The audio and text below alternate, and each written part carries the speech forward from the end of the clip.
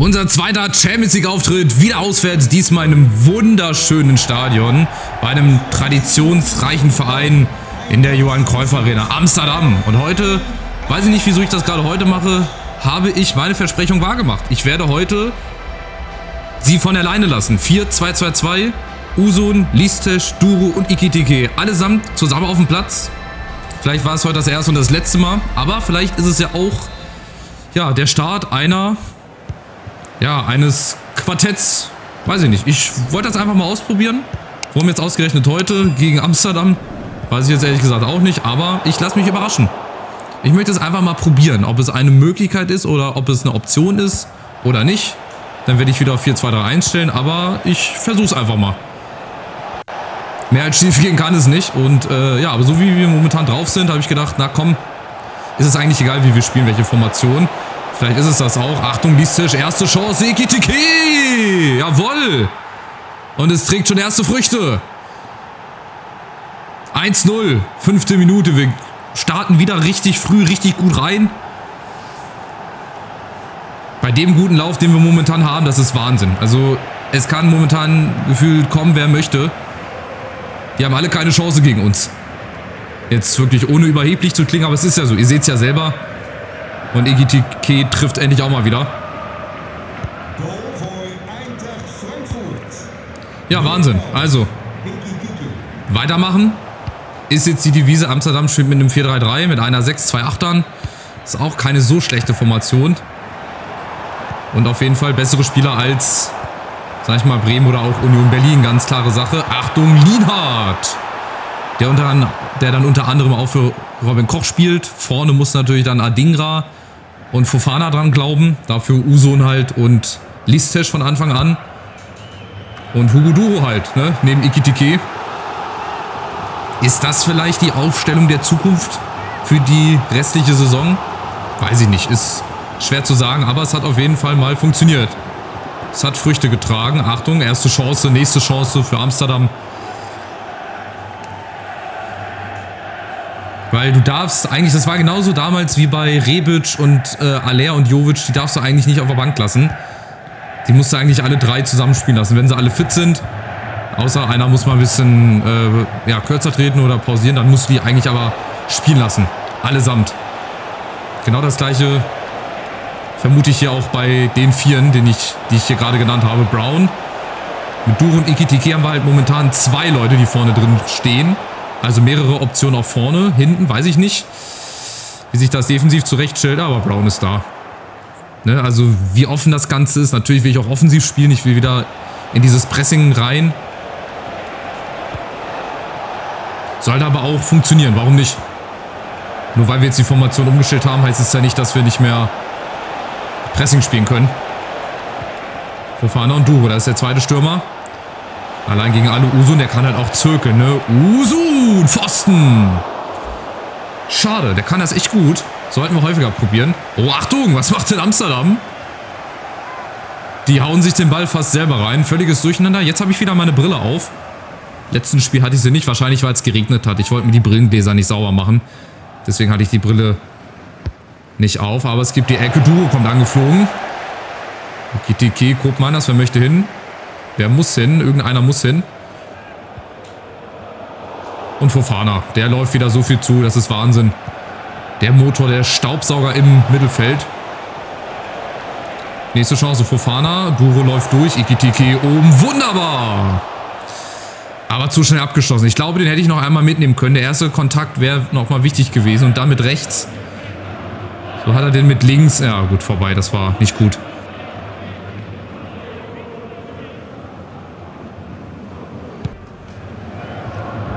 Also was man auf jeden Fall schon mal festhalten kann, ein Leistungsabfall gibt es bislang nicht. Also wir spielen nicht viel schlechter.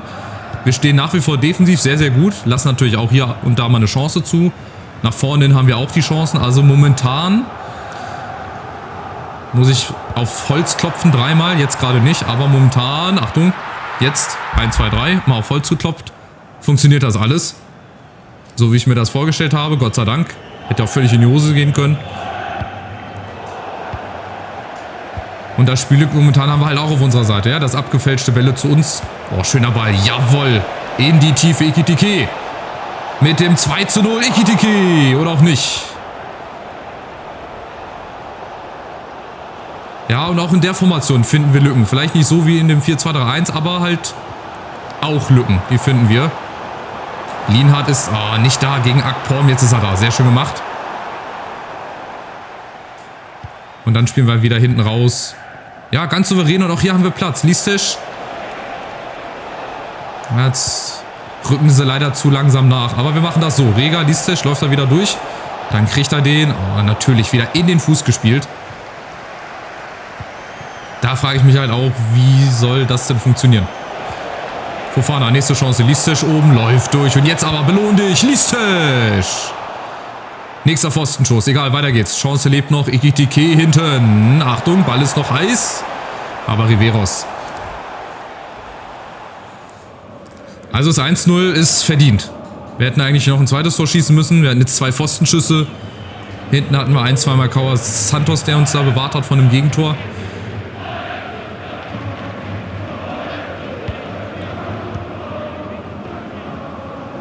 In Amsterdam hat noch 5 Minuten. Bis zur Halbzeit. Vandenbomen, Forbes ist vorne. Achtung. Der ist halt auch nicht langsam. Aber Rega habe ich das Gefühl, der ist auch richtig gut in den Zweikämpfen drin. Jetzt verliert er den. Chance ist da. Achtung, Santos. Das geht zu schnell. Da kann ich dann auch nichts machen. Das war einfach gut gespielt. Da gibt es dann auch nichts zu verteidigen. Aber wir sind schon wieder vorne. Ganz schnell über Usun. Natürlich, über wen sonst? Jasic kommt nicht ran. Usun jetzt Fofana. Ein Kontakt abgefälscht. Listisch ist nochmal da mit dem Kopf und Ekitike. Kommt aber keiner hin und dann ist auch erstmal Halbzeit, glaube ich, ja. Also, es ist ein munteres Spielchen, schönes Spiel. Wir führen verdient 1:0. Müssen aber natürlich hinten in der Defensive weiterhin aufpassen. Weil Amsterdam ist halt auch nicht schlecht. Ganz klar, die sind auf jeden Fall besser als die letzten Gegner in der Bundesliga. Und momentan, vorne Ekitike müssen wir mal gucken. Das ist halt dann das Problem. Wir haben dann halt leider keinen Ersatz für Duro oder Ekitike. Also da müssen wir dann gucken, dass wir da vielleicht nochmal nachlegen im Winter. Ja, einfach so ein Stürmer auf Reserve, würde ich jetzt einfach mal sagen. Hört sich böse an, aber was ist, wenn sich mal irgendeiner verletzt? Dann muss ich natürlich wieder umstellen. Oder dann muss ich halt 4-2-3-1 spielen, weil ich habe dann nur einen Stürmer. Oder ich spiele mit einer falschen 9. 4-3-3, ich glaube die 5. Formation ist das dann mit der falschen 9. Aber gut, bislang ist es noch nicht so. Bislang funktioniert das sowohl im 4-2-3-1 als auch im 4-2-2-2 richtig, richtig gut. Und es macht sehr, sehr viel Spaß nach wie vor. Und Listisch mit der Chance. Aber wir kriegen uns nicht gedreht. Wir brauchen immer zu lange, ja, um uns dann mal zu drehen um die eigene Achse. Und dann sind die guten Chancen leider schon vorbei. Das muss Abseits sein. Ist es nicht. Forbes ist durch. Achtung. Rega ist da. Sehr schön. Aber ist noch heiß. Achtung, in die Mitte. Fofana natürlich. Wer sonst? Aber Chance ist halt immer noch da. Die bleiben immer noch in Ballbesitz. Jetzt wird es irgendwann klingeln, wenn es so weitergeht. Und Santos ist da.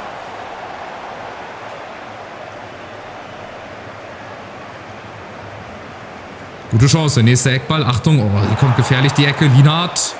Der rutscht durch und Dimitriou macht sich auf den Weg. Oh, als Innenverteidiger. Warum nicht? Gegen Jasic. Der scheint auch nicht langsam zu sein. Dimitriou. Auf den Flügel und in die Mitte. Der Innenverteidiger gegen Jasic. Innenverteidiger gegen Innenverteidiger. Was macht er denn? Dimitriou! Wow! Was für ein Tor! Von hinten, von Box zu Box. Als würde er auch den ganzen Tag nichts anderes machen. Das ist ja Wahnsinn. Dimitriou nimmt sich ein Herz, läuft von hinten durch und setzt sich durch und macht den ganz souverän mit dem Außenriss ins lange Eck. Also so ein Tor habe ich auch noch nie geschossen. Mit dem Innenverteidiger von hinten durch. Das ist halt auch ein Zeichen, dass es läuft. Das hätte nie funktioniert, wenn wir jetzt 4 Spiele in Folge verloren hätten. Definitiv nicht. Gut, dann hätte ich das wahrscheinlich auch nicht gemacht. Aber das Tor, Dimitriou. So ein Tor, rahmt euch das ein, ladet das hoch auf sämtlichen Highlight-Kanälen. Das ist Wahnsinn. Sensationell. Normalerweise ist es ja so, dass man nach einem Eckball ein Tor schießt. Hier macht er das aber nach einem Sololauf. Aber Amsterdam ist auch wieder da. Das ist dann halt die Kehrseite der Medaille. So gut das auf der einen Seite klappt, defensiv nach wie vor haben wir trotzdem Lücken. Weil gut, da hat jetzt Lienhardt gefehlt und Dimitriou, der kommt halt da leider auch zu spät. Und der Anschlusstreffer durch Van den Bomen. Nee, Taylor. Na gut, also es bleibt auch hier nach wie vor sehr munter, sehr spannend. Aber trotzdem sensationell von Demetriou, ey. Das ist, wie der da durchsprintet. Und der ist halt auch nicht langsam. Über den Flügel setzt sich dagegen den Verteidiger durch. Und dann macht er den ganz, ganz souverän, als hätte er schon immer im Profigeschäft gespielt und wäre auch mal Stürmer gewesen.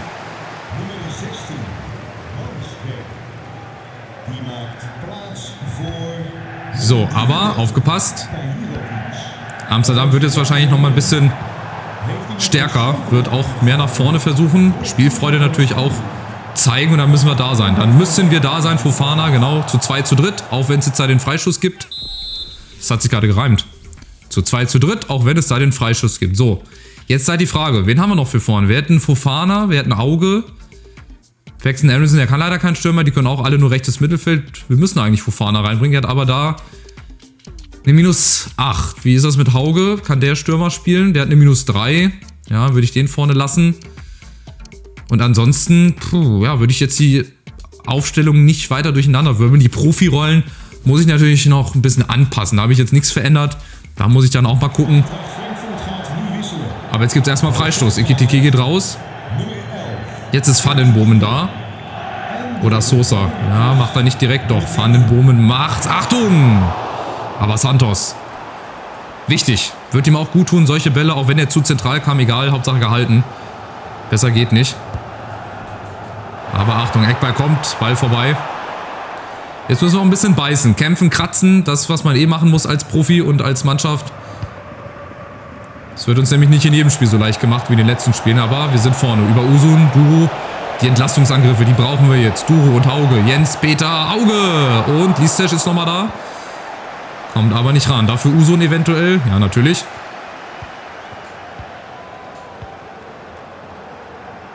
Und Fofana. Der zieht die Fäden im Mittelfeld. Sehr schön gemacht. Usun, Fofana vorne. Guck mal, einer so ein Auge läuft ein. Erster Kontakt. Passt nicht. Wenn wir da jetzt Ekitike gehabt hätten. Der erste Kontakt, der war es. Hätte er den besser kontrolliert bekommen. Das war eine Monsterchance zum 3-1. Und dann wäre das Spiel durch gewesen. So ist Amsterdam halt noch drin im Spiel. Und ist jetzt vorne. Achtung, über Forbes. Oh, der ist zu schnell, der Durchbruch. Da kommt keiner hinterher. Achtung!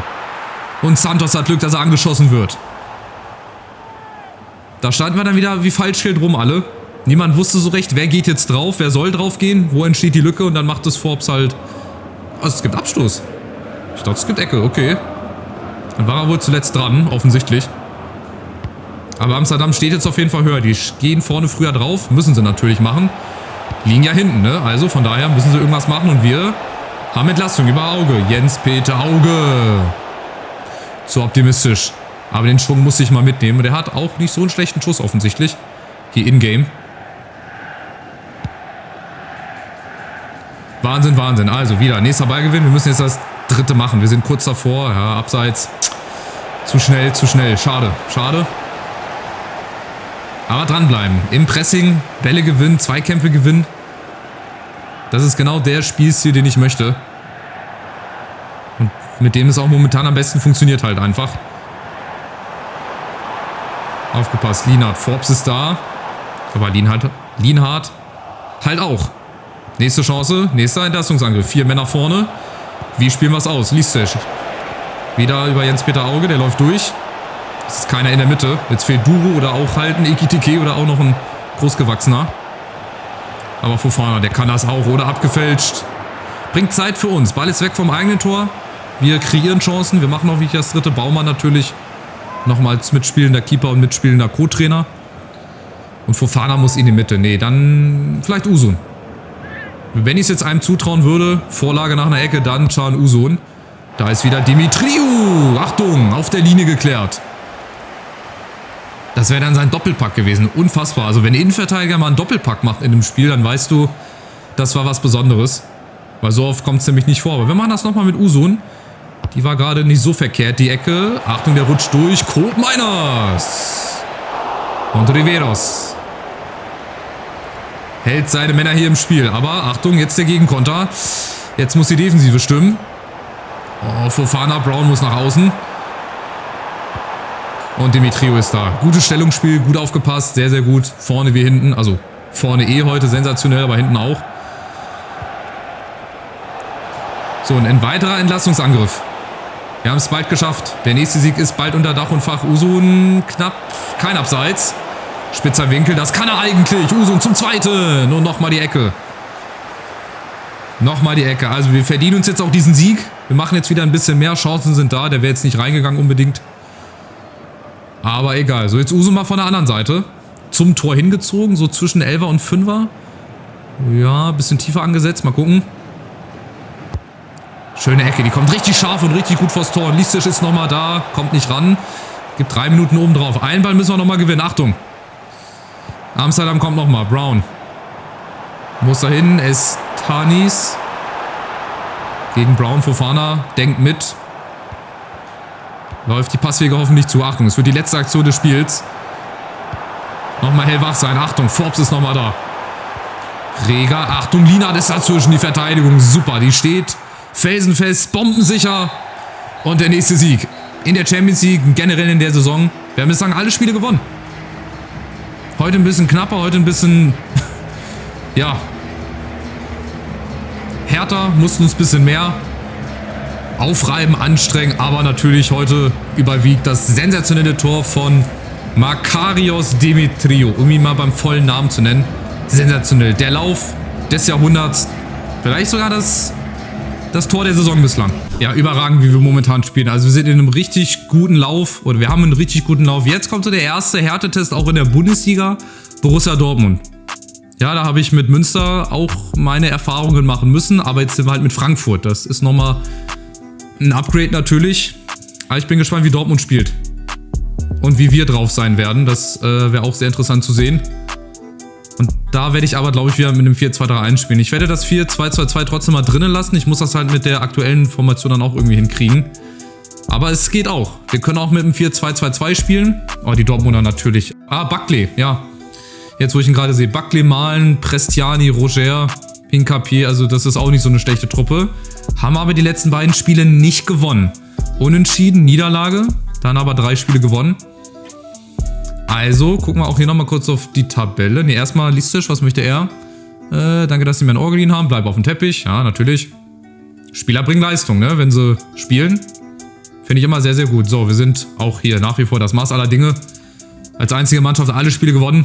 Gutes Torverhältnis. Läuft sehr, sehr gut. Münster hat das Spiel wieder verloren. Wenn sie 12. werden am Ende, dann glaube ich, haben sie trotzdem eine gute Saison gespielt. Champions League. Champions League, gucken wir rein, sind wir auf dem ersten Platz. Vor City, vor Porto, also wir grüßen von ganz oben. Nächster Gegner ist jetzt mal zu Hause, Real Sociedad. Und Sociedad ist, Real ist auch nur 14. Die müssen also auch noch ein bisschen reinfinden. Wo ist denn Sociedad?